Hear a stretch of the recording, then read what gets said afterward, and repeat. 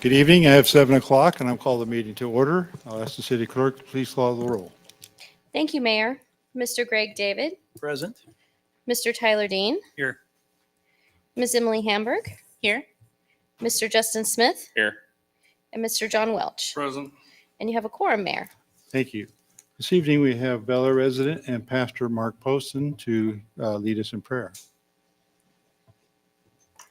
Thank you, Mr. Mayor. Father, we thank you so much for this day, just for the moisture, Father, for rain, for warm sun, Father, in the way that you provide. Father, thank you so much for the mayor, for these city council members, for the city administrator and staff, for the way that they provide for the community. And we just thank you for their service. Father, we pray for our police officers and emergency service personnel, Father, that as they provide for our safety, we pray that you would just provide for their safety. Father, we pray that you would just bless this meeting. Father, all the discussions, all the decisions, would you provide your wisdom? Father, thank you so much for all you do in Jesus' name. Amen. Amen. Thank you. Please join me in a pledge of allegiance to the American flag. I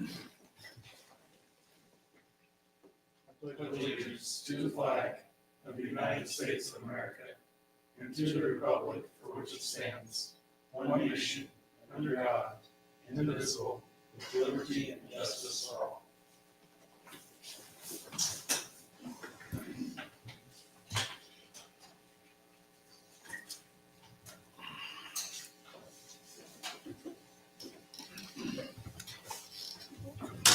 Next item on the agenda is proclamation. So this week or month is next week is Flag Week, June 9th through 15th. So to citizens of Bel Aire, Kansas, greetings.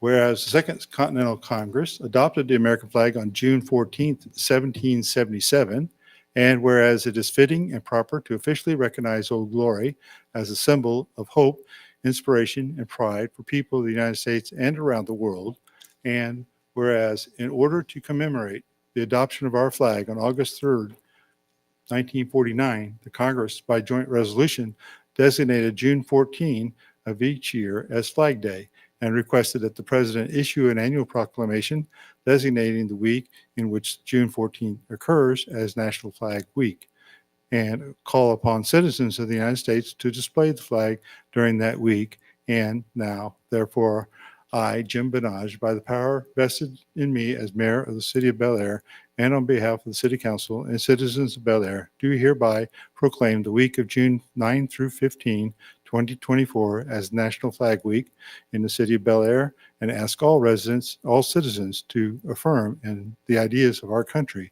by displaying the American flag at their homes. So the next item on the agenda is to determine agenda additions. Are there any agenda additions? Hearing none, we'll move on to the consent agenda.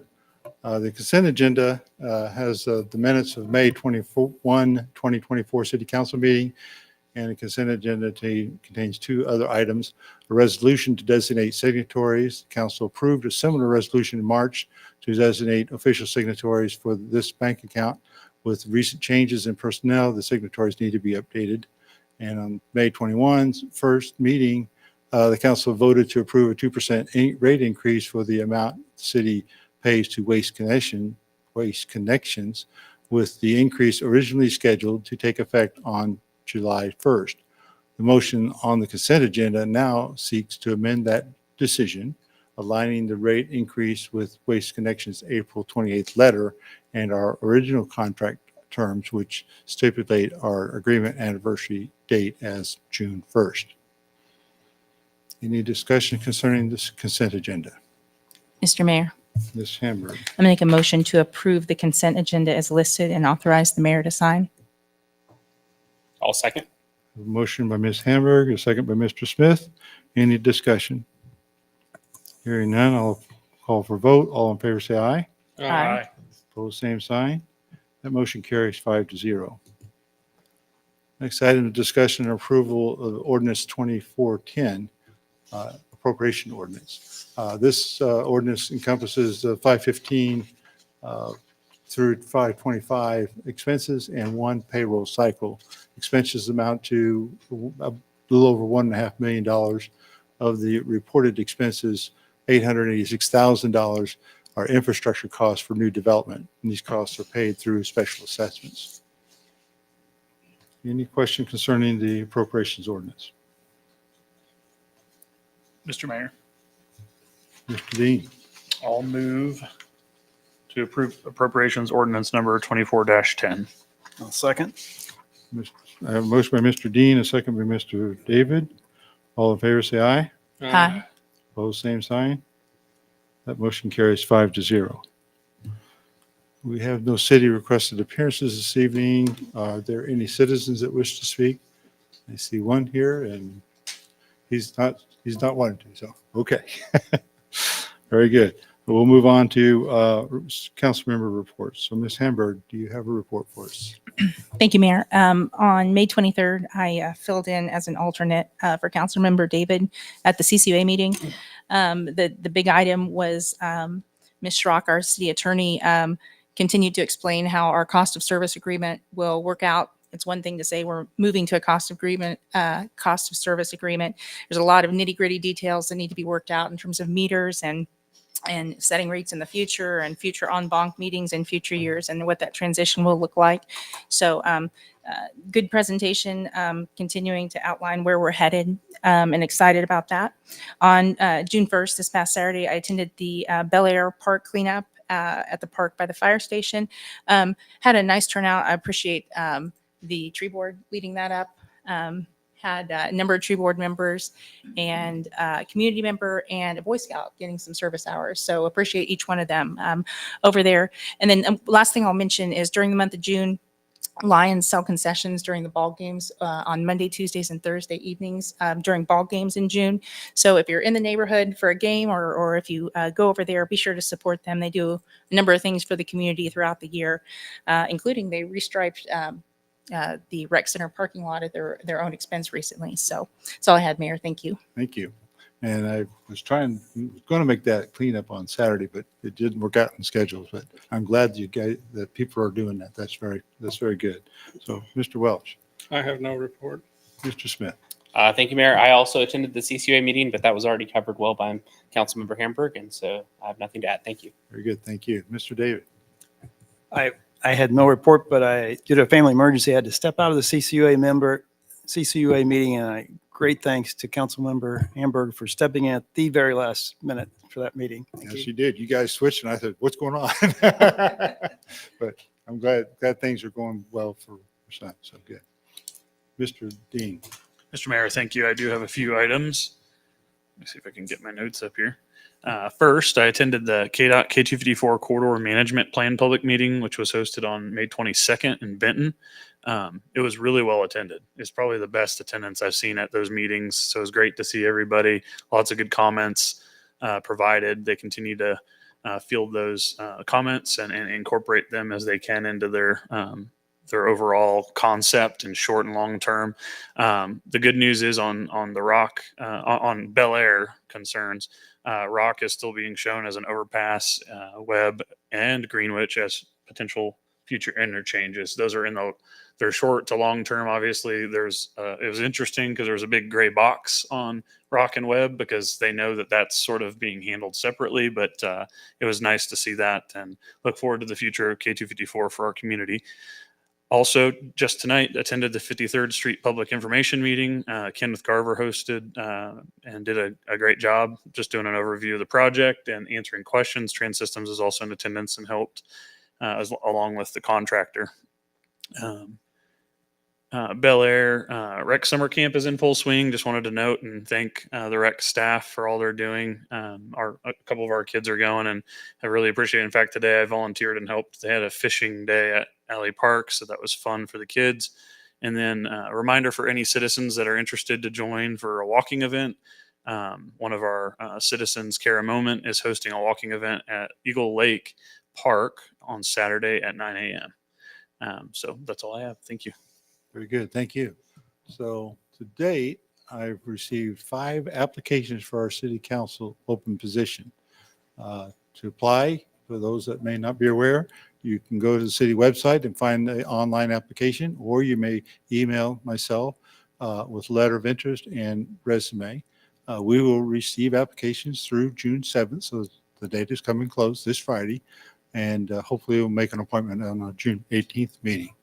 So I also attended the K254 corridor presentation and echo Councilmember Dean's comments. They do have a diamond interchange planned at Greenwich. That's a longer range plan. The reason he had the box out area is that Webb and Rock Road are in the development phase. So they are actually looking at hiring an engineer to start designing those interchanges, which is why that group, the management plan, is not at liberty to discuss it. So, and then one final open house later this summer. They'll have one more open house to look over the final management plan for K254. Keep in mind, the management plan does not build anything. It is only a guide for future, so that when something is being planned in certain areas, they know how it affects K254 and how K254 will affect those plans, and can be known early. So if plans involve K254, then it will be upgraded as already defined. And then on May 23rd, I also attended the CCUA board meeting, as Ms. Hamburg and Mr. Smith have also talked about, and the PowerPoint presentation that our city attorney, Maria Schrock, gave. A couple of important things for us to keep in mind: that PowerPoint presentation, I don't know that it was in that presentation, but we do have some timelines that are coming up that we need to make sure we adhere to as best we can. So it is currently planned that our July 2nd meeting, we will approve the new cost of service agreement. And so we need to make sure we can make that date if at all possible. And so that Park City then can approve their portion of the agreement on July 9th at their regular meeting, and CCUA would then approve the agreement on July 25th. This will then meet the criteria that Bel Aire needs in order to approve a plant expansion to satisfy the KDHE administrative order. It may be good if we spend some time at our June workshop reviewing this draft agreement, if there's time and if there's need to do that. So let's keep that in mind. A meeting concerning a regional transportation plan, the bus service, will be held here at Bel Aire City Hall in the community room tomorrow evening, June 5th, from 5:30 to 7. And we really need everyone's input on this. This is the best opportunity we have to get an expanded regional bus service for the entire metro area. There's a possibility there could be some bill money available for that. That's one of their criteria, that they wanted to see regional services like this. And so that's, I encourage people to attend this. Unfortunately, I cannot, because I had already had prior commitments for tomorrow's. So I won't be there, but I do encourage everyone that can be to show up and give input too. So it's not just a presentation. So I'll now ask our city attorney for her report. Thank you, Mr. Mayor. I'll just give 2 brief updates, please. First, regarding the self-publication onto the city's website, the deadline for putting any type of special question onto the August 6th primary election ballot was on Monday. I did reach out to our Sedgwick County Election Commissioner. It was confirmed that the special question, which is Charter Ordinance number 25, will be placed on the August 6th primary election ballot. There is no request being made for any type of a ballot language statement. And now the election commissioner, their office, is going to get the notice of special question election consecutively published for 2 weeks in the Ark Valley News, which is required. So people are going to start seeing that, probably getting published on June 13th and June 20th, basically showing what the ballot will look like, what a yes means and what a no means. So that will be coming up shortly. The other update I would like to give is today the Bel Aire staff had another meeting regarding the sewer use ordinance. Again, it's just us becoming familiar with what it means, what the tools are, how to educate people that work and live in Bel Aire. Right now, there's a lot of attention being focused on best management practices. It's educational, as well as helping out people at CCUA and at our lift stations. Maintenance logs that can be helpful for businesses and residences, and then how to dispose of special type of sewage, especially RV and wastewater. That's being organized by not only the Director of Public Works, our city engineer, public works staff, Ted. I'm just very impressed with how they're all working together to make sure that we're all on the same page. But I know it's very important. It's brand new, but we're making every effort and reaching out to anyone that we have questions and provide educational materials to if they would like it. That's it. Very good. I'm very glad to hear that we're getting that information out to people about pre-treatment of their sewage and what is proper and what is not proper to be putting in the public sewage system. So thank you. Mr. Henry.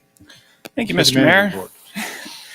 I know a few of council members shared Community Cleanup Day the other day, but I wanted to share kind of the effects of when you volunteer and clean up your community. I received an email yesterday from some of the volunteers that wanted to take some plants from their garden and plant them inside Bel Aire Park. And, they wanted to ask. I said, certainly, so I just really encourage our community to step up and volunteer for things, because you never know what it might lead you to. Also, the 53rd construction meeting just happened. I shout out to Kylie and our communications staff. We're really trying to improve that sort of communication with our citizens. So I just ask any citizens that have concerns or questions, please reach out to us and we'll try to communicate it. And really, she's not the only person. I'm going to go through a few meetings I've had in the last 2 weeks that are pretty interesting as far as what we do as a city. Keith's group, we have 61 new construction permits year to date. We're looking at hitting that 150 new homes or new constructions this year. I looked up on their database, and there's over 381 total permits they've processed in 5 months. There's 1,178 inspections they've done. That's about almost 11 inspections a day if you go 105 days or so of work days, or I'm sorry, about 11 inspections a day. So that's just 2 people down there doing all that work. I had breakfast or brought breakfast to the public works staff, and I hate that word, as you know, staff, Marty, Glenn, Shane, John, Adam, Joe, Shannon, and Glenn. All 8 of those guys have been over 10 years here. So I thought I was going to come share some knowledge with them. And I walked out just really proud that those guys are doing the things they're doing to keep our faucets turned on. My first 2 months, I've been sitting down with department directors and asking questions like, what keeps you here? And I had the pleasure of a long conversation with Daryl Atterbury, our chief. If you've ever had a conversation with him, it's nothing's too short about it. But he said, I like teaching and helping the next generation of officers. And you'll hear a lot in the next few months about our budget and priorities and how hard it is to keep good officers in communities, and how all communities are struggling to keep good officers. And I just wanted to say, it's not lost on me that people like Chief Atterbury, Lieutenant Fox, who's been here 15 years, Sergeant Davis, and all the higher upper command staff of our police is really doing their part to keep our officers retained the best they can. And I think that's very important to us. I really wish I could measure that, but I guess the only way to do it is to say it. So that's what I'm doing here today. I reported a lot about Rec Center last council meeting, but I know that what type of value they bring to our city. I had a meeting with the tree board, and one of the moms on the tree board had the Bel Aire Bomber shirt, and she said, I had a game at 6, and I said, I had a game at 7:15 with my girl. So it's really nice to see that in a community. Lastly, I talked to Councilmember Smith a little bit about this. Barry and Deb and Princess in the finance and HR department, and Lindsay and Amy and Sammy and Desiree and Natasha in the utility and court. They have been working so hard on our software upgrade this first 5 months of the year. it's amazing. All I hear from the Tyler Tech, who we chose to sign up with, is how prepared our staff is, more than they've ever seen. And I just really commend their efforts, because someone like Barry Smith, our new finance director, I threw him into the fire. He's doing a whole chart of account upgrade. That's about 3,000 lines of data you're mapping from an old system to a new. So the poor guy is really learning our old system and new system at the same time. All this for me to say is that change is very hard. Bel Aire changes every day.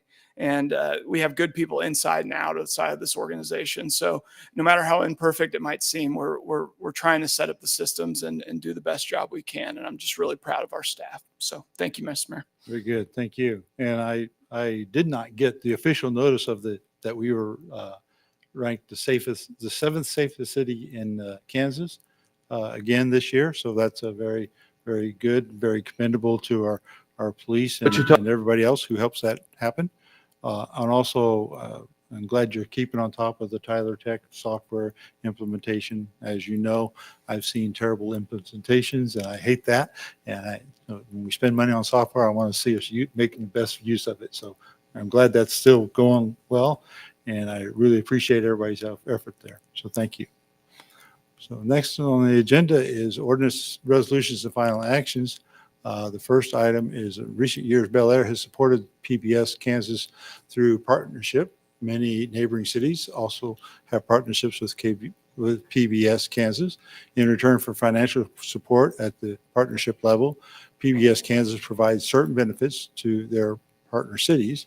And Victor Hedstrom, with PBS Kansas President and CEO, is here at the meeting to present and answer any questions. Mr. Hedstrom, if you please come to the podium and speak in the microphone, because this is on video. So thank you. Thank you, Mr. Mayor, and members of the council. Thanks for the opportunity.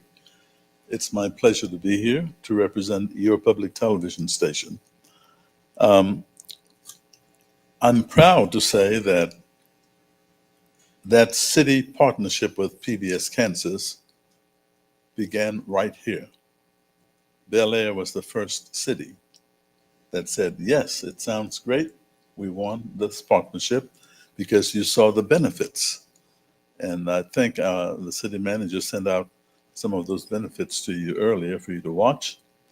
But we always have featured Bel Aire also on other things like Positively Kansas with Sierra Scott. And just recently, we did a documentary called Kansas from Above, Cities and Towns. Bel Aire was one of the featured cities in that documentary. Did anyone see that? No? Well, we have a clip. We don't want you to miss it. So, well, there we have it. We'll show a little bit of it because I think it's about, 5 minutes, 6 minutes long? I did see it. Out of the Northeast, the city of Bel Aire touts that life is better on the edge. And Bel Aire is indeed known for its quiet, safe, suburban lifestyle.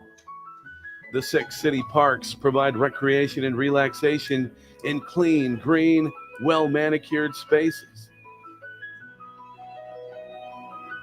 The City Hall, which includes the police station and senior center, reflects the city's modern, comfortable, community approach to living. Neighborhoods range from mid-century middle class to new and upper class. Bel Aire is located within the Wichita School District, but does have its own private K-12 school. Sunrise Christian Academy is nationally known for its boys basketball program, which has spawned several NBA careers. Bel Aire began in the 1950s as a small cluster of houses out in the country. It was part of the 1950s building boom spurred by the GI Bill, which financed new home construction for World War II veterans and their families. This is at a time in the 1950s and 60s where a 1,000 or 1,100 square foot house was a good sized house. The first houses went up here in the vicinity of 45th Street and Woodlawn. At the time, this was about 4 miles. Well, sorry. We know you have a more serious business. But that's an example of what the partnership does. In addition, I've seen your mayor's face on PBS Kansas, promoting Bel Aire as well as PBS Kansas. You have a 30-second spot that we run on a regular basis. You have the station ID that says one of the safest cities in Kansas, or I think it said known as the safest city in Kansas. I mean, the list goes on. We've done several features, and that's part of the partnership that we offer. Things that if you were to pay for on commercial station, it would take a pretty penny. I'll give you an example of what I mean. Cheney, in reconsidering its partnership, asked its city manager or administrator to check with commercial stations to find out this for the same type of services, what would it cost them? And when I heard the story, and I laughed because I knew there was no comparison. It was none at all. They were looking for thousands, and we just asked for a little bit of help. Why do we do this? Because we have to raise 74% of our budget locally. And that is not a small task to keep quality programs coming for our community. We all operate 4 channels. Channel 8.1, 8.2, 8.3, and 8.4. 8.4 is the 24/7 kids channel, all day long, 24/7. PBS Kansas is now all over the state. People watch us on satellite, cable, and about 12 various platforms. So you see, when you put your message on PBS Kansas and your continued support, which you started, folks, the world of Kansas sees it. And I think it's a good thing for Bel Aire. So, Mr. Mayor, I ask that you renew your support. And even, it's been several years at the same level. And if you all could do a little something more, that would be very helpful and appreciative. But that's your call. Thank you very much. Well, just a quick question. I see some numbers handwritten on a piece of paper here, and I don't know who wrote these numbers, but it says Bel Aire at 3,600 and other surrounding communities are as high as 5,000.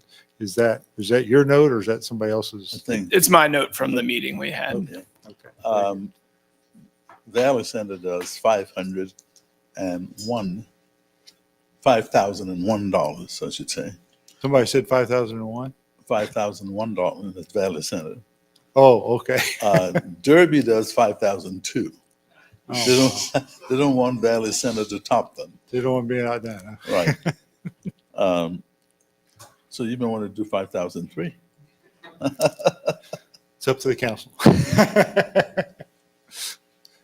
I would hope we would. But the station does all kinds of wonderful programs, documentaries about Kansas, Kansas from above cities and towns, historic buildings of Kansas, ghost towns of Kansas, Wichita, the air capital, all of these things. And that's our purpose, to serve the local communities with great programming. And that's what we strive to do. And one quick note, our budget of right now is $4,035,000, which we have to raise 74% of. It's not even large enough to run the news department of one of the local commercial stations. Their local news department budgets are much higher than our entire station's budget. But look at what we do with it. Thank you very much. Mr. Mayor. Mr. Smith. I just had a question. I was looking at the fact sheet that you provided, which I appreciate. All the information. It's really good information.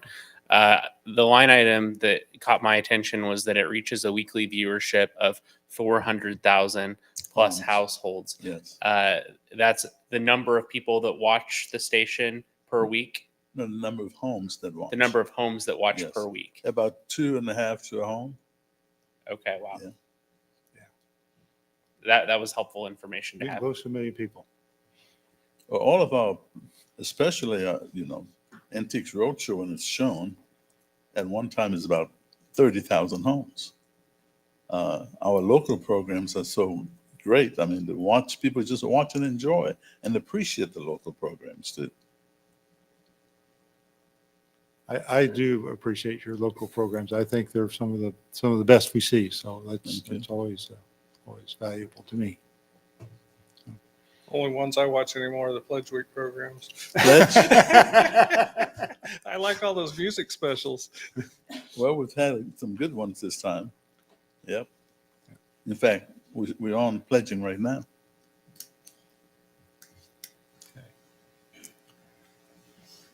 So the action here is to, we're going to continue, are we going to continue supporting PBS Kansas? I hope we are. And for how much money? And I'm going to suggest we up the game a little bit, go for $5,500. Oh, wow. We're going to jump over that $1 here, $1 there. When were those numbers from? Last year or recently? Which ones? Meeting on Friday. Well, I mean, the cities Period that, of time. Oh, when they adopted it. yeah, That'd you be know, was that this year? Which numbers? Just how much each city Valley was Center supporting. gave. Oh, just recently they increased the support. Just the last few Yeah. months. Then. Okay. Mr. I Mayor. was going to go way out and go to 6,000. Okay, well, hey, you can make the motion. Throw the gauntlet down. I just had a question on, I know you mentioned 7 years, Bel Aire kicked off the partnership, but I don't recall this coming before us last year. Was the last contract for a longer time period? Yeah, so no, it's always been a year. And last time I looked it up, and that's why Victor's here before you tonight, is in 2017, he visited us and we contributed in our budget. There's a marketing budget inside our budget. And I believe former city manager would use his authority to assign those. So that's how we did that year after year. But because we've contributed at that $3,600 level for so many years, I thought it was important to bring it up before you tonight. Mr. Mayor, Mr. Smith. what is the total marketing budget that we have? That's what I want to make sure of. Yeah, it's 10,000 right now. I think we upped it a little bit with the contingency, but the normal base number is 10,000. Okay. I slide back a little bit then. Don't want to spend all of our budget on one thing.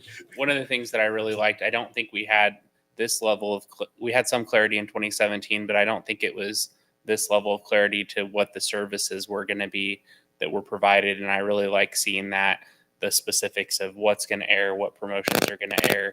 One of the things that was specifically called out is one of the segments is aired in 30-second spots as determined by your contribution and the amount of $40. So I might suggest that whatever contribution is agreed to, as long as we agree to do that, is evenly divisible by 40. That would be my recommendation. Right. So the more you give, the more spots you receive. Okay.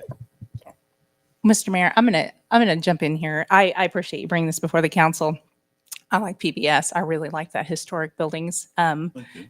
documentary you did back in 2020 and the following year. I'm a stickler on principle here, and this feels like I can appreciate the PR we get from it very much, and it's really nicely done. Since we have a PR person now, and we've had this issue before. You know, you start down a path of saying, you know, we're going to make donations with taxpayer money. And that's kind of what this feels like, even though we get some benefit. So I'm going to stick to my principle, even though this isn't a whole lot of money. I've been consistent when Catholic Care came, and that was a hard one to turn down. I'm very fond of them when we were going to help them out through some waiving of fees. And I recall before I was on council, I think our senior center was maybe some senior citizen group was doling out public funds to charities. And I thought council made a wise move to shut that down. So it's nothing against PBS. It's merely a principal issue. I'm going to make a motion to deny the request for partnership with PBS Kansas. I'll second that. I have a motion by Ms. Hamburg to deny the request, and a second by Mr. David. Any additional discussion? Mr. Mayor, I appreciate that perspective. I'm also very against using taxpayer funds for making donations to, donation type entities. This is a bit odd because it's not exactly a contract for services where there's a price and you pay the price for the services, but it is very specific on the services that'll be provided. And so I guess ultimately the question on this in my mind comes down to, do we feel like we need to purchase these services? In the absence of PBS and spending the marketing dollars on this, how would we spend those marketing dollars? And would it be for comparable services? Would we be buying advertising for the city somewhere through a different forum, a different media, using that $10,000? And if so, I guess do we feel like does the staff who does the PR and the marketing feel like that's the best use of the marketing budget? So I guess I don't know if that's been a discussion that our city managers had with his team about that. I haven't had a direct conversation with Kylie yet. Victor did mention that we're due for a new spot, meaning that I watch PBS every now and then as well, and I see the one of the safest cities in Kansas one. That one runs all the time. Really, and Councilmember Hamburg hit it. The marketing budget is 10,000. We did go with the communications spot, and really the only other type of marketing we've discussed is rewrapping the billboard on K254, I believe. It's looking a little battered, but that's something that we could, if your guys' will, we could do both. So I don't see there being a major initiative this year that we're going to tackle with this budget. So it's purely up to the council. How much would it cost for the billboard? I can't recall last time we did it, but it wasn't an astronomical amount. Mr. Mayor, Councilmember Smith brought up another piece of the puzzle that I thought through here of, I would suspend that principle if I thought this was a good trade-off. I guess part of the issue is, if we were Viking River cruises, I'd be like, oh yes, people certainly buy cruises because they saw that on PBS. How many people say, I saw it's a lovely video, but I'm packing up the family and moving to Bel Aire because Mayor was on there saying life's better on the edge, or you move your business there. And I know this is not huge. I get that. But it's a principle thing, and it's, every dollar counts. I really think about that. So that's my position. So. And I appreciate your position. I know you've expressed that before, and to some degree I agree with that, and some degree I disagree with it. I do believe that this is a good value for Bel Aire. One of the things that, and I'm not a marketing guy, but one of the things I know about marketing is that you got to have your name out there all the time. I mean, I ran some medical facilities for a couple of years of my career, and one of them was orthopedic specialty. Well, who goes shopping for orthopedists? You don't go shopping for orthopedists. When you got a broken arm, you say, I need orthopedist. So who do you go to? The first person you think of, or your referral from your primary care, if you went to primary care first. And what I always had to remind the doctors is you got to keep your name out there all the time, because at the time when somebody needs that service, they're going to have to remember, okay, I need to go to that orthopedist because they're there. I think the same thing happens here, and that principle is that PBS keeps visibility about who Bel Aire is in the entire state, not just here. I mean, I hear comments from people in Western Kansas to say, "Oh, I heard about him," because my sister works in Western Kansas, and they say, "Oh, I heard about him on PBS," and so we do get notoriety from this. This isn't just a giveaway to them. I think actually it's a great bargain personally, but so I really I'm a little disappointed in the motion, and I'm hoping that maybe somebody will bring a sub motion up. And Mr. Mayor, can I call the question then? Am I allowed to do that? Yes. Okay. So you want to call a vote? That's Okay. what she said. Yep. All right. So All in favor, say aye. Aye. Opposed? Aye. Aye. Okay, that motion fails 2-3, if I heard it right. Okay, Yes. thank you. All right. So would somebody like to make another motion? Mr. Mayor. Mr. Smith? So for me, this comes down to looking at the services that are going to be provided. And I do think it's hard to think about the value of advertising for a government entity. But I think there's something there. And I'm not exactly sure the right way to spend our marketing budget, but when I think about all the possible ways that we could spend the marketing budget, and I look at the amount of airtime that the city can get that's laid out in this very detailed, here's what you're going to get, which I really, really like. I do think it's a good deal. And so it's for that reason that I'm going to make the motion to accept the request for partnership with PBS Kansas in the amount of $4,000. I'll second. A motion by Mr. Smith and a second by Mr. David. Any additional discussion? Hearing none, I'll call for a vote. All in favor, say aye. Aye. Aye. All opposed? Aye. At Here- least you're consistent. Okay, so the vote I'm hearing is 4-1, and that motion passes 4-1. Thank you. Thank you very much. We appreciate it. Appreciate your time. Okay, we'll move on to item B. Get to my right notes. We don't need to thunder right now. Do we want to go to executive session? Oh, Yeah, we can. yeah, we could do that. Okay, so I need a motion to amended agenda to go to executive session. Make a motion to move agenda item 13A to 12B. I'll second. A motion by Mr. Smith, a second by Mr. Dean. All in favor, say aye. Aye. Opposed, same sign. The agenda items been moved. Now we'll move to executive session. And how much time do we? 30 minutes? Okay, so this is item A under executive session. So 30 minutes. I take a motion for.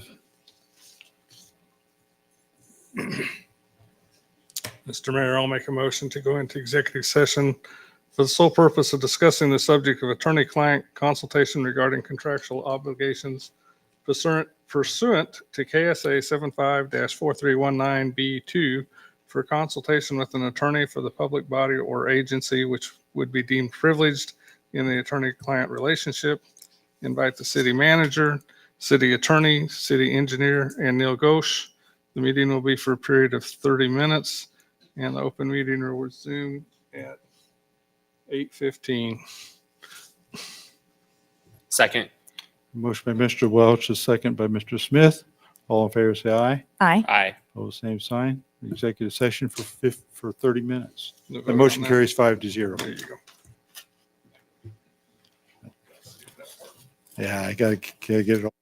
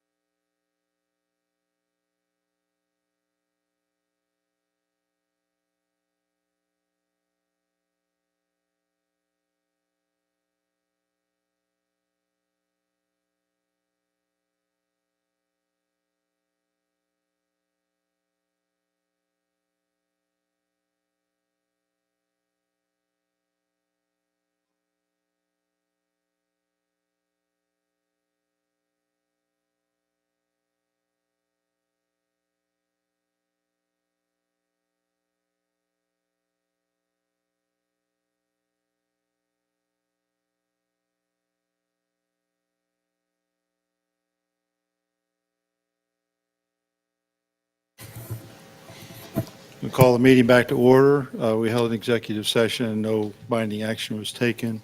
Mr. Dean has not returned from executive session, but just to let the record show he's not present. We'll make a note when he returns.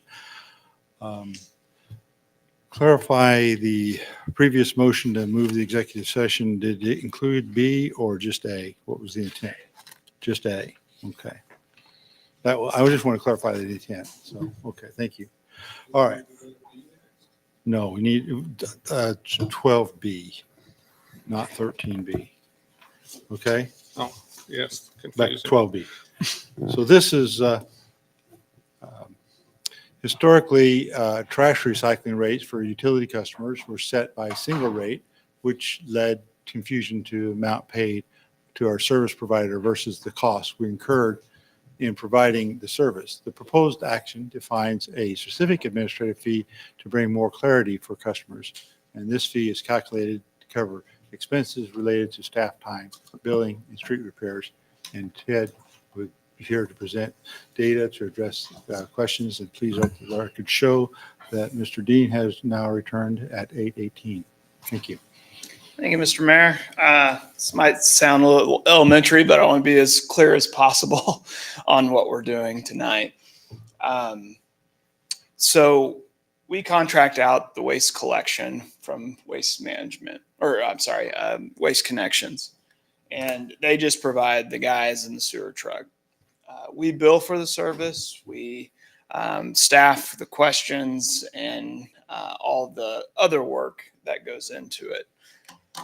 For example, to be a private single home, it's about $34 to $35 market rate to get a 95-gallon trash bag or trash can with a recycle can. We obviously don't pay that. What happens in the past would be Waste Connections would come and ask for a 2% increase, and then we would just increase our rates 2%. Well, that's not exactly similar to what you see on the screen. Is if Waste Connections increase, then our rates, the administrative side also increases. Well, I'm trying right now to match how much we need to collect to provide that administrative service and separate the two.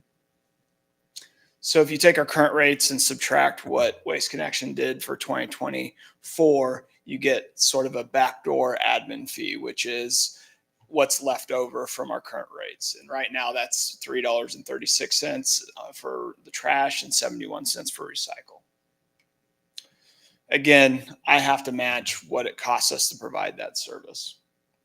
So when you put in all the revenues we collect from our current rate, and then you show what it's going to cost us to pay Waste Connections plus the amount it takes for this side of the equation, the staffing, the street repair, and the billing side of things, will be underwater about $5,600, which is probably not surprising because our main expense went up 2%. So what I did is adjust that administration fee to make it so our fund does not go negative. So if with the proposal you have before you tonight would be administration fee of $3.25 and $1 for trash and $1 for recycling, that gives an 18 cents increase, which in the past what we did is just times by 2, which would have been a 35% increase. So it's actually less of an increase than what we normally typically do, but its size is our administration costs to what it should be. Now, this is why we haven't done this in the past, because it's very hard to understand. Now in the future, now that we've separated them, it can clearly show it's not us increasing, it's the trash hauler increasing. So this is the hardest part of this process, and hopefully year after year as we continue, it'll be a lot easier because one, hopefully we grow at a rate that covers our services for this project versus Waste Connections or whoever our trash hauler is. As you can see, I also included other rates in surrounding cities. I will tell you, we're going to renegotiate our trash rate in 2026, I believe. And what we're seeing other communities get is not what we currently have. So I think that's going to be a key reason why we want to do this tonight, so that we completely separate these two rates from and provide more clarity to our citizens. But right now, even with the proposal tonight, will be about 1785 for both trash and recycling, and will be still the lowest in the area for that service. So I hope I explained that clearly. I'm open for questions, but that's what we have before us tonight. There has been some changes to the actual resolution. I'll let our city attorney explain some of those, but what we're trying to do is we have a lot of resolutions out there, and they should all be in a master fee schedule. So we're trying to direct everything to the fee schedule. So that's what this resolution before you tonight attempts to do. So we pass a fee schedule and not have to keep bringing up resolutions before the council. After you do this, this will be 2 different line items on the bill, one for trash and one for. And because we're in an ERP system upgrade, I can ask that question if that's a capability. Right now, we could do it. It would look a little wonky, but I would suggest if you would like that, let me talk to our new service provider and have that start when the service provider starts. I asked that because if we fold it into the rate, we're still going to confuse our citizens because that's not going to be the rate that was published for what Waste Connections is charging us. So we've gained nothing if we don't separate it into a separate line item. I think you gain somewhere to point in our fee schedule that shows that that's not accurate. However, you're correct in that. Yes, every month they're going to still see the same line item, and it'll be tough. But I will work with our new provider and see if we can get it. It should just be a separate line. It shouldn't be difficult. But Mr. Mayor, Mr. Smith. I think that's a great point. I assumed it was going to be a separate line item. I think that's really important. Does it have to be now and work with the old system? Probably not. Okay, thank you. I think it sounds like we're working really hard on this ERP system upgrade, and it's going to come and be here before we know it. So it's probably not a huge deal for that to wait. Yeah, It'll be this year when we have as it. long as So it's that's a not. goal, I'm okay. Okay. Mr. Mayor, Mr. David. on the construction costs or the road improvement maintenance costs, how are those estimated and how will we adjust that in the future? Will we do that every year in our budget or? And that's the most difficult estimate. The other one I can pretty much get how much clerk's time do we spend? You times that by the hourly rate. How much do we spend in bills? That's really easy. The 100,000 started about 5 years ago because really what as you know, with construction equipment going down our roads, with building new subdivisions, it tears it up. That 100,000 is I'm not going to say out of thin air, but it's pretty close. It sounds like a good estimate on because we do about $1 million a year, about 10%. That's kind of where my mind goes when we set it up. And then again, is $1 million enough? That it opens up a box, but at least contributes something to the system that the garbage trucks are driving on. Right. My second part was, will there be a way to adjust it? And you just gave it to me. You can keep that same percentage of the overall street maintenance. Yep. And that'll be up for during our fee schedule discussions. We'll be able to adjust that as well if the council deems necessary. Okay, so if we make this change, I think we've already had that conversation about clearly, crisply communicating what we're doing here. So citizens aren't saying, what are you doing to us? But yeah, we'll try our best. You might still get some questions, but I promise you the way it's written in the resolution you passed tonight is way more clear than it's ever been before. So I'll be able to walk a citizen through the process. Ted, I did want to point out, I really do appreciate that you broke that down because 70,000 of it is administrative support, which is sort of the internal city handlings, and the 100,000, which is more than half of that. So if you do the math, 407 of 1360, that's just taking the math of what we're charging for the total. That's 30%, and it'll go to 31.25%. But for the public to understand, more than half of that is going back into the road fund to help us maintain the roads and isn't just administration fee. It is a road maintenance fund too. So I think that's an important thing to note.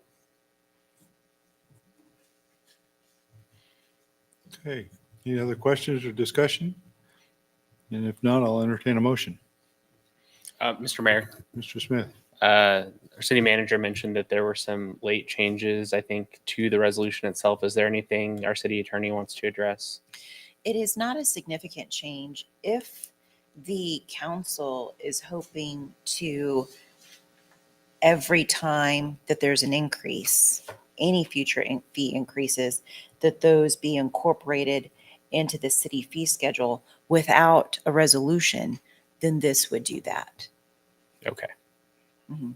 So what that involved, a few extra words, some commas to make that clear, but that's what is accomplished. So the way that was originally drafted in the early packet was this was going to require a resolution every time there was a change. We were going to have to go update the fee schedule.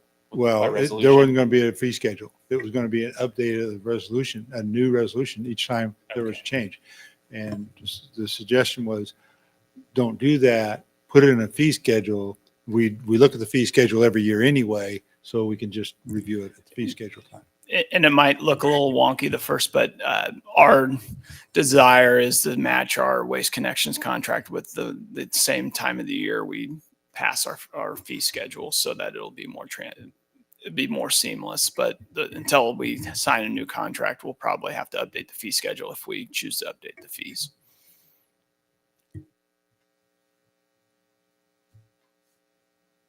Okay.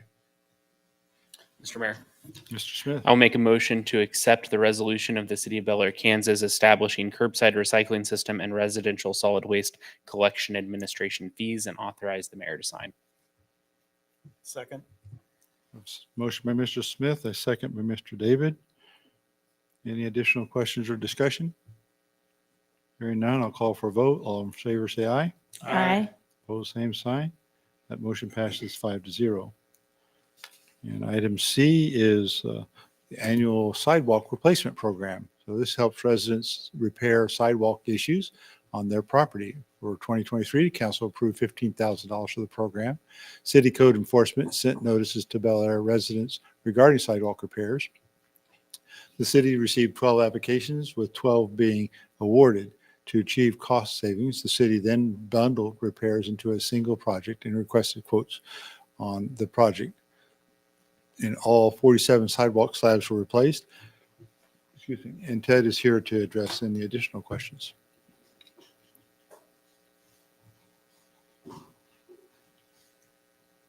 Yeah, it's been a pretty successful program. You can tell with any new program, it starts really hot, and then we're kind of reaching the norm, the way we're going about it. It seems to be working, and we have the budget authority to do it. So this is more of a policy approval on that side. One change we did make is made the application deadline August instead of October. In your packet. The reason for that is sometimes it takes 30 days to collect bids and get it approved and get it done, and then we're going more towards winter. So it shouldn't have any negative impact. We usually have the known projects already identified by then. So that's the only change from last year to this year. I've got a couple of problems with this. I pushed really hard for this when we first started it, but it's not working the way I expected it to work. I expected our residents to come to us and tell us they needed it, not for our code enforcement people to go see the sidewalk was broke and then tell the resident that they could apply through the city to have money to pay for it. I wanted this to be a proactive thing where the citizens would know, my sidewalk needs repair. They come in, they say, okay, if my sidewalk needs repaired, will the city help me out with the cost? And the city helps with the cost. The way I see this working is we're playing with words here for the city to pay all the costs of sidewalk repairs. And if we're going to do that, there's a problem with that legally. That gets us into a legal problem.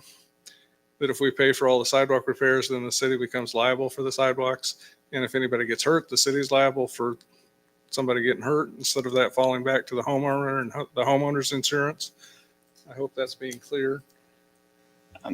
It's a grant program, so I don't think that, I think we've had this conversation in the past, and the grant program is and I'll let the city attorney address it, but that's kind of my understanding of when we discussed The it. problem is, how do you get to applying for the grant? And I'm thinking the citizens should be the ones leading that effort, not the city. Okay. If that's the will, we can, and the hard part is we'll go out and say, you need to fix your sidewalk and not promote the grant program. Is that kind of the make them find out that we have a grant program after the fact? Or We've had the grant program for several years, and we still don't have people coming to us and applying for it when they need it. It's all based on what the city decides needs done. That is not how I envision the program working. I don't know how 100% accurate that is. I would say a majority of it probably, but I imagine there's been a few that's read it and came and asked, and I can get those numbers for you. But I don't believe it's been 100%. Well, I'd like to see that, and I'm tempted at this point in time to argue that we shouldn't be paying 100%, that maybe we should only pay 75% or something. Mr. Mayor, Ms. Hamburg. can our city attorney comment?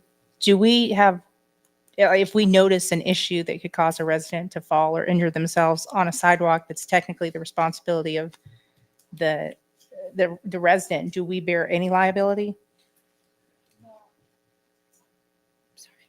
So I'm looking, I have not read this specific grant, and I will.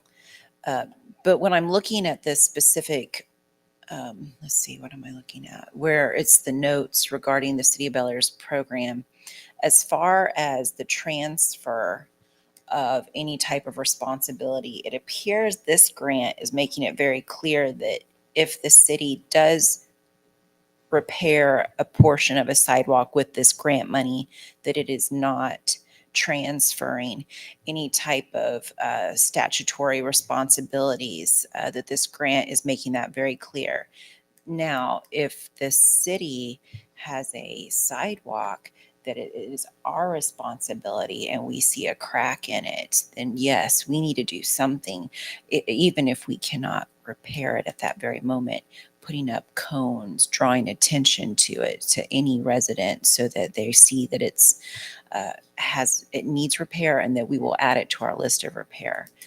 But I will go back and read the grant specifically to make sure that that's clear.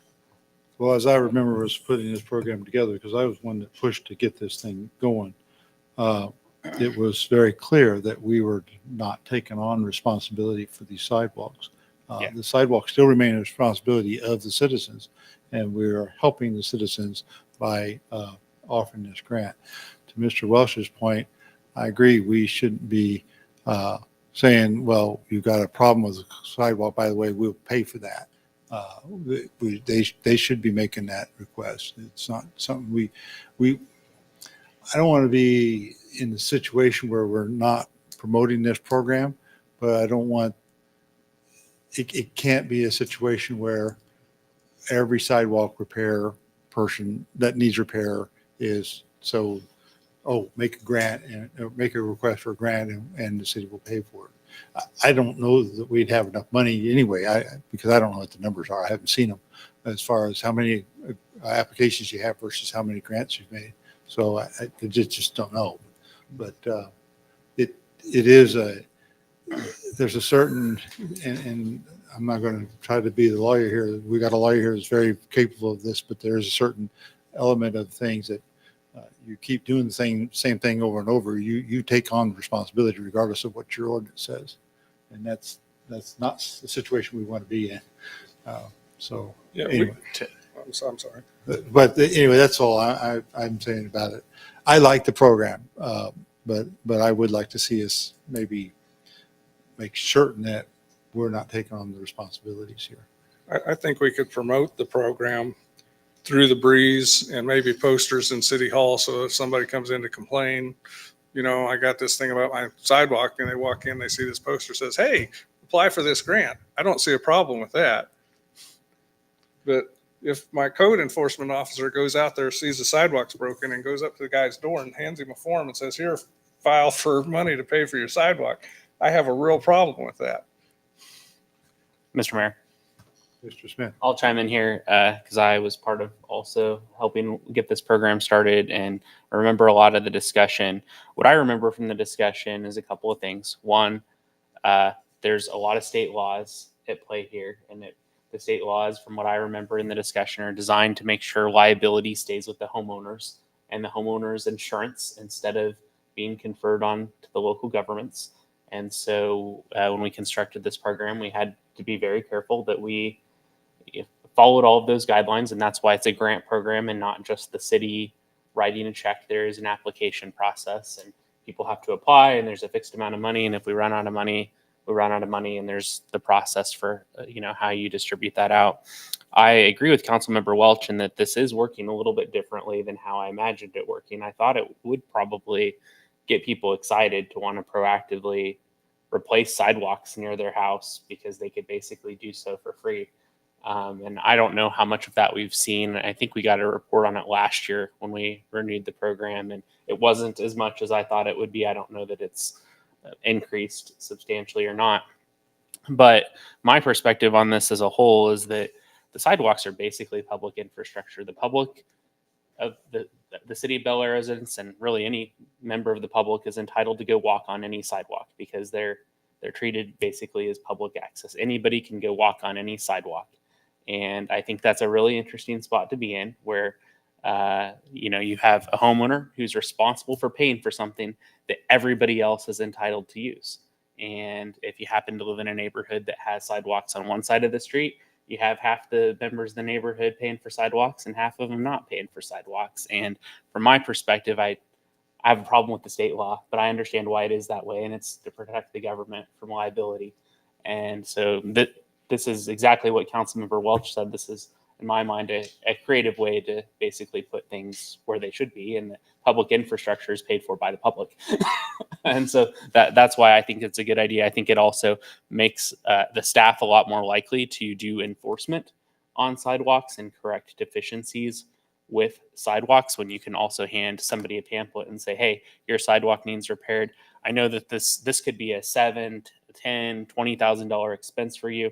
If you'd like help with that, we do have a program that you can apply for. If I were a staff member doing that enforcement, I'd be a lot more willing to go have those conversations and get sidewalk issues taken care of with this program in place. So those are just kind of some of my thoughts. Yeah, I kind of agree with your statement about the government paying for the sidewalk, but I'm still on we don't want the government taking the responsibility for it either argument. So, there's some conflict there, I understand. But what we got into before when we talked about this was who was going to go walk every sidewalk every year and make sure that there were no faults that we could get sued for. So that was why we tried to make it a program that the homeowners would use. And I'm going to do that.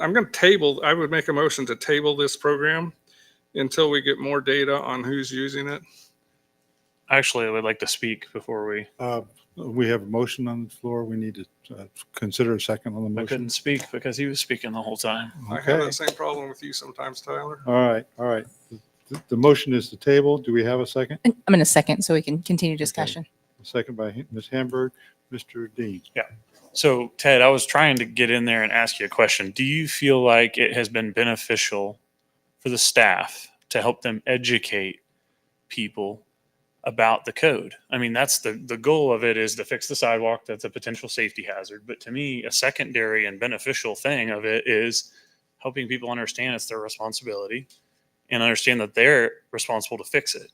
And I think if you can answer that question with a yes, then I think it's probably showing its benefit. And the fact that we had 12 grant applications and 12 awards tells me it's being utilized. Yeah, maybe to a smaller extent than we expected, but I would expect that to grow after people keep hearing about it. And probably at some point, we're not going to be able to fund everybody at 100%. I think Councilman Welch made a good point about maybe it not being 100%, maybe it being 50%. I think that would be a really creative way to grow the program, to get some skin in the game. I think that might be something worth considering, is using it as an education tool and then using it as a partnership instead of just a free ride. That's my thoughts. Just figured I'd chime in there. How much of the budget did we use this last go around? I think we used all of it, didn't we? All of it. And that's, so I think we got to go back to why we stood up this grant. Imagine what it is before we see a bad piece of sidewalk. We write the resident a letter saying you need to repair it. They do nothing. We write them another letter, need to repair it. They do nothing. Then we go into enforcement. Do we specially assess their house for the repairs? You got to be okay with that if that's okay. Or we don't even enforce the code at all. Or if we do 50-50, do we send a letter, repair it, and only assess them for 50%? Those are the types of discussions we're having, and other communities struggle with this as well. There's a sidewalk program, I believe, Derby, or I can't remember, but so I think that's why we stood up this program, is to promote, like you're all saying today. We want to promote people taking care of their sidewalks because we all use them. I do think you're right. A majority, we send the letter, notify them there is a grant process. The problem, if not doing that, they come into this downstairs city hall, yell at us, say, I got this letter, I want to do it. And we say, okay, you got to do it in 60 days or whenever, a year, 6 months. And one clerk doesn't tell them about the program, the other one does. And then they find out, come back in, say, why I fixed this on my own dime. Why didn't you tell me about the program? So that's the position you're putting staff in a little bit when you're saying, don't notify residents of that. So staff will need clear direction on how you want us to promote or not. Or what we're seeing in the volunteer side, just off the top of my head, I don't have exact numbers, is the neighbor has a few cracks or whatever and tells the other neighbor, hey, they have a grant program. And that's when they volunteer, say, oh, mine does too. Maybe the code enforcement officer didn't send that person a letter. But that's when the volunteerism happens, when they hear it from word of mouth of some sort of that way, or on the breeze. But I can't specifically, we don't have a, where did you hear about this grant program on our application? Maybe we should. So that's why we're not going to have much data. If you table it, we're going to have, they filled out this application. They were on June 1st. The one that got cut off was on July 30th. So that's why, it's first come, first serve program. Another thing that bothered me about this is that we do this in one fell swoop, which tells me those sidewalks aren't in that bad a condition. We accumulate all of them, and then we send out everything for one bid, and we replace the whole $20,000, $15,000 worth at once. Yeah, we get caught. They're in different locations throughout the city. I know, but that tells me that Tyler's house got a grant, but apparently his wasn't that bad because it could wait 9 months to get fixed. I'd like to point my out, house got a grant and it was really bad, but it still waited 6 months. And so there's a huge trip hazard out there. The city knows about it. I know about it, and it's not getting fixed. Mr. Mayor. Mr. Smith. One thing that I remember, I talked with some residents, I think before this program was implemented and we'd started sidewalk enforcement. And it's a real challenge to get contractors to come replace one slab of a sidewalk or two slabs of a sidewalk. People weren't able to get phone calls returned because it's not a big enough job to get anybody's attention. Or if you do get somebody to come out, it's 10 times the price that the city would typically pay. And I think that's why this was kind of moved to this. Let's do it once a year. Let's try to accumulate them.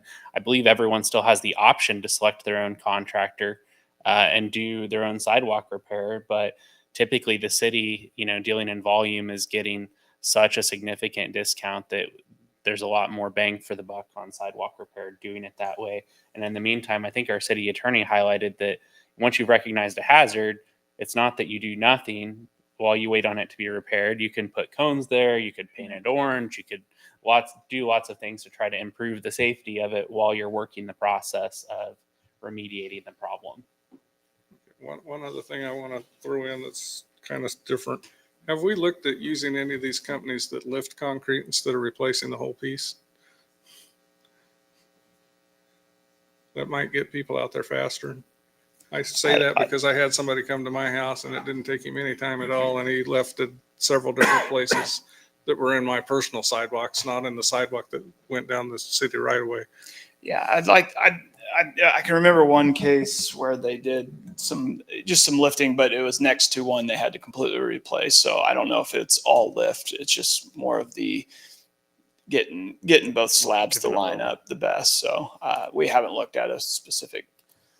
Do you remember any, Ann, if we've done that? It's generally Just on Sorry, Ann. I'll throw in while Ann's coming up. For my house, it was the same cost to knock out the concrete and redo it as it was to lift it. So I opted for the lift because it was done in just a couple of hours instead of several days. I think we mainly look for the replacement because some of the panels are just cracked and broken up, whereas lifting wouldn't be. It would be. Wouldn't work. So I think it's just trying to it's the ease of the administration, getting one contractor out to do all of the work instead of having contractor A do panel 1, 3, and 6, and contractor B do panel 2, 4, and 5. So I think it's just the administration of it.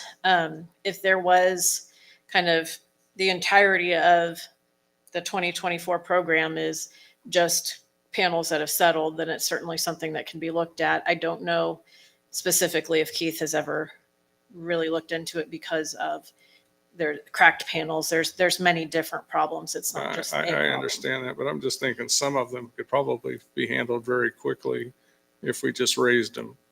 And others, I understand, are horrible and need to be ripped out and replaced. And if they're side by side, then they probably all have to be ripped out. But if it's Tyler's house and my house, they're not joined in any way, shape, or form. So if you can come fix one next week and the other one waits until we get a big enough bid.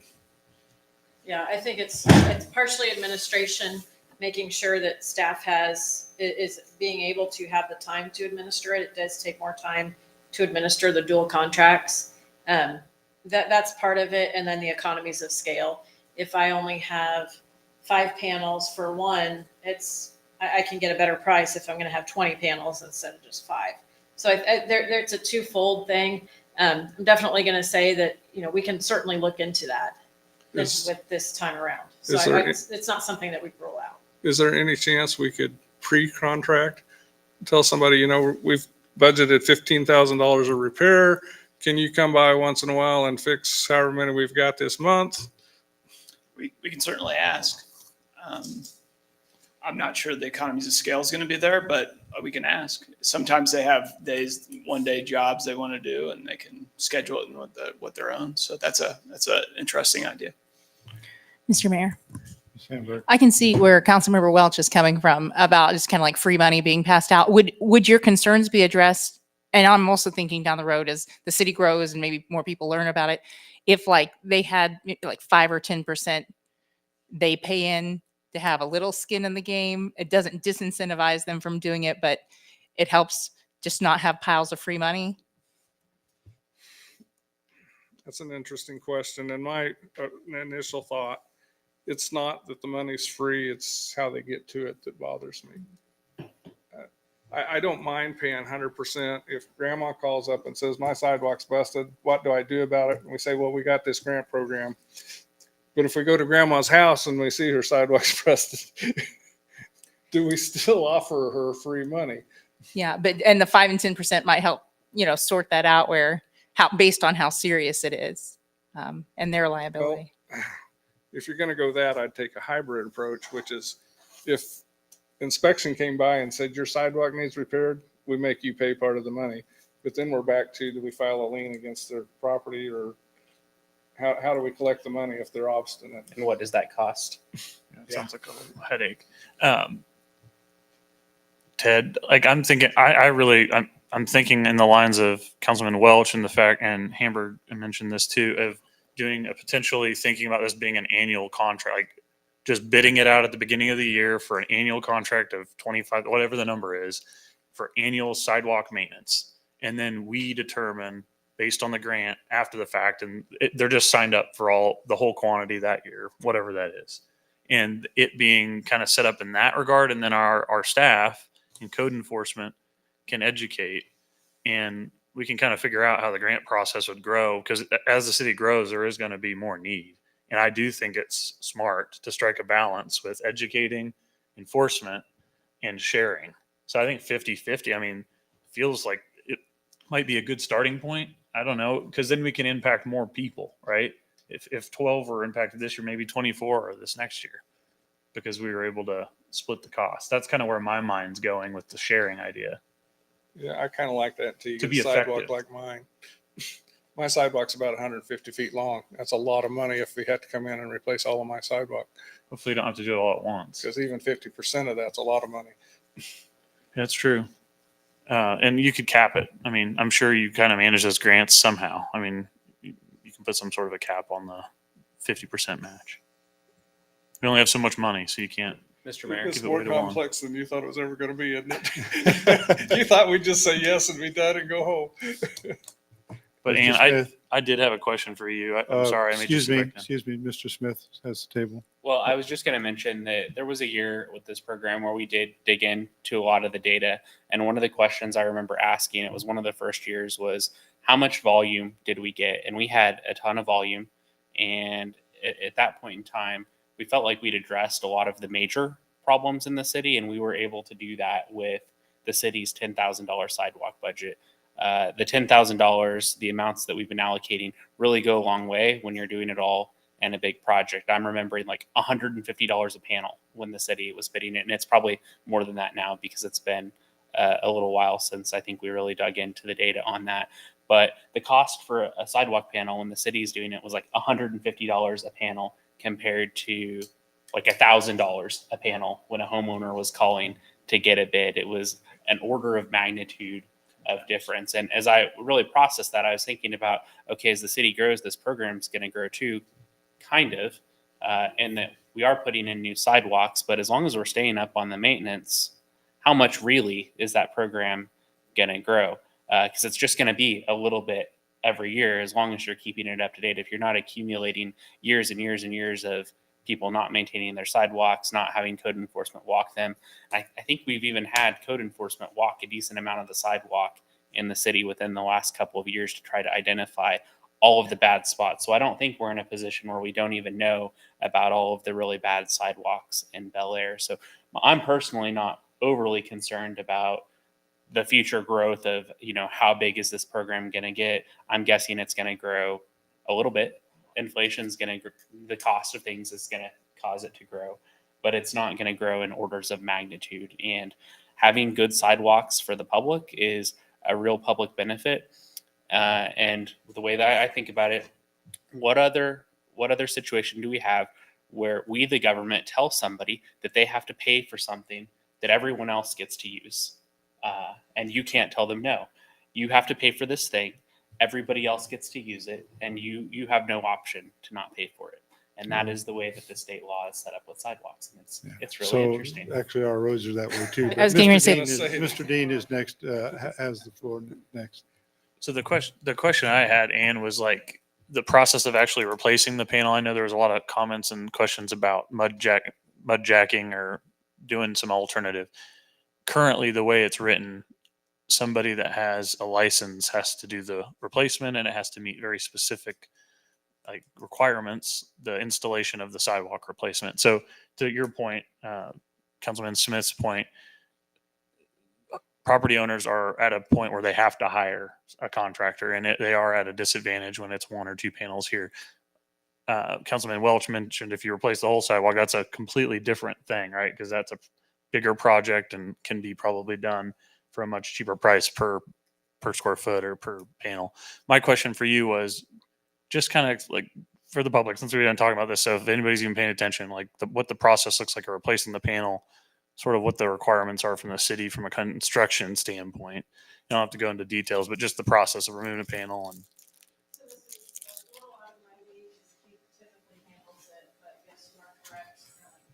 in order to replace the sidewalk panel, the contractor has to be licensed with the city. I believe there is a permit that needs to be acquired, a flat work permit. And once all those are approved, then they would saw cut the panel at the joints. Sorry. I'm used to it being on. So, okay, the contractor would need to be licensed with the city. There is a permit that needs to be acquired for concrete flat work. And then once those are obtained, the contractor would cut the panel at the joints, take a skid steer backhoe, small backhoe, remove the panel, take that somewhere for it to be disposed of. It cannot just go in the trash, cannot go to the side of the street.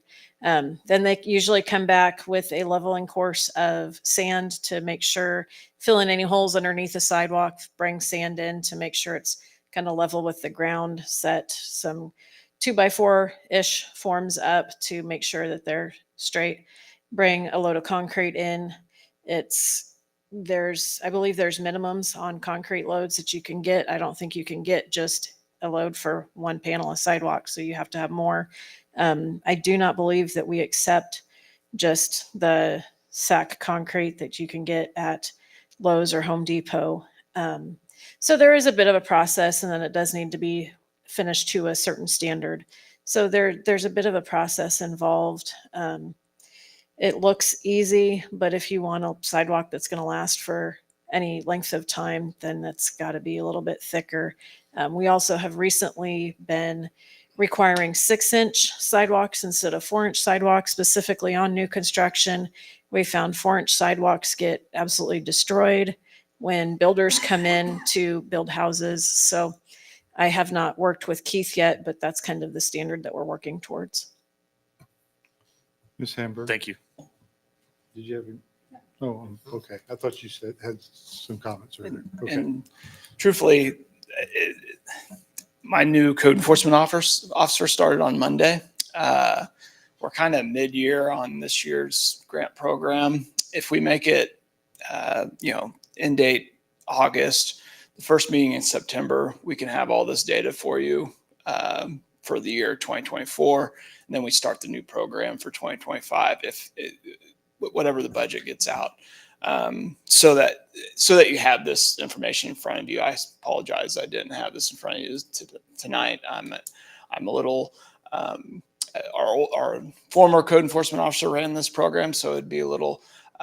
There's a report out there somewhere. I just need to find it and learn from it.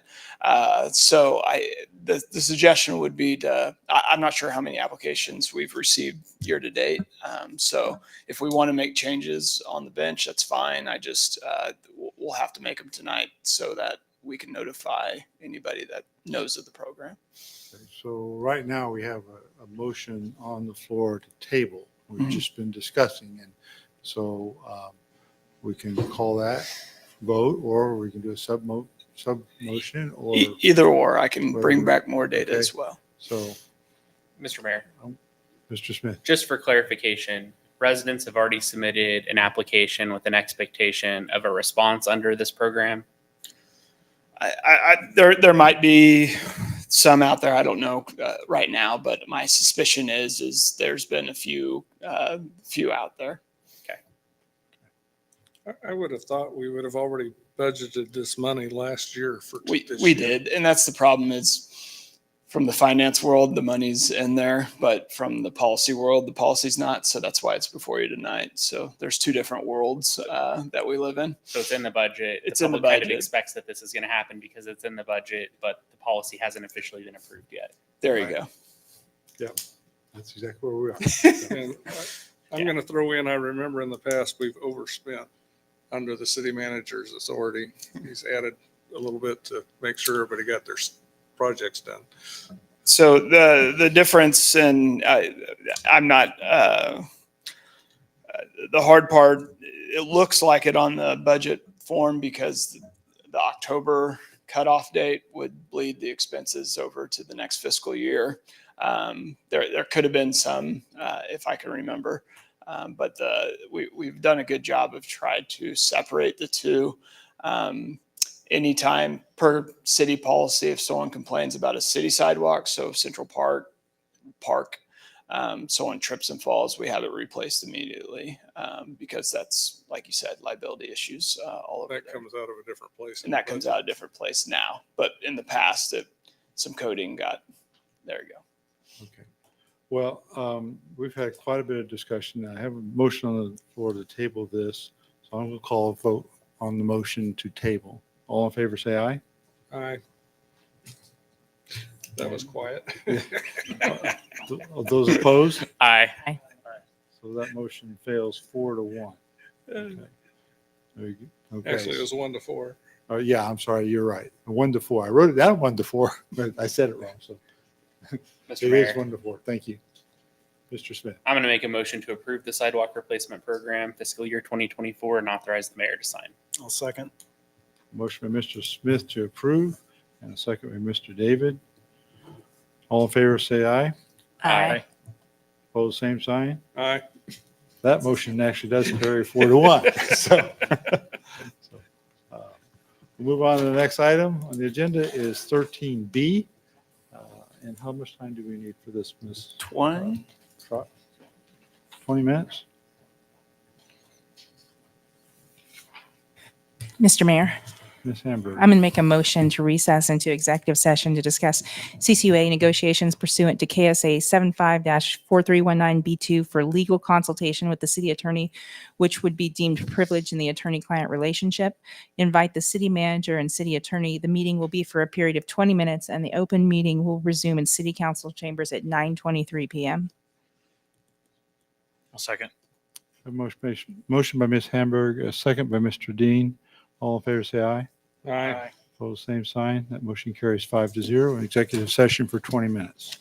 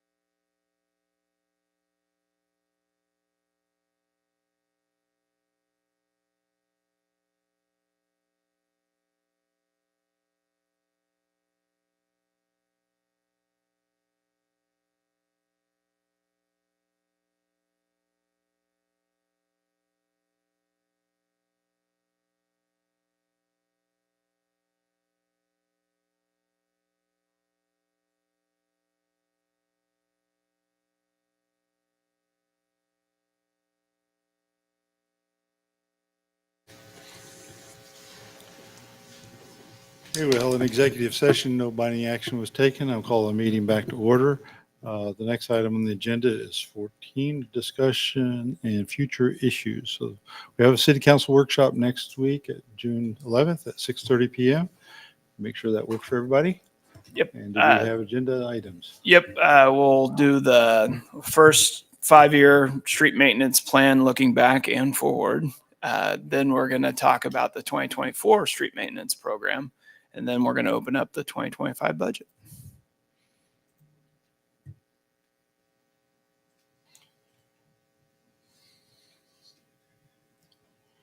Okay, that sounds like a bunch to bite off. Sounds ambitious. Yes. Bring your no-dos. Well, the first, Are you going to present it or is Barry going to do that? Barry's gonna do it, and I'll be here to fill in the spaces if we need to. Okay. Very good. All right. Anything else we need to bring up? If not, we'll move on to adjournment. I make a motion to adjourn. Second. Motion by Mr. Welch, second by Mr. Smith. All in favor, say aye. Aye. Aye. Opposed, same sign. Too bad. We're adjourned. That motion passed 5-0.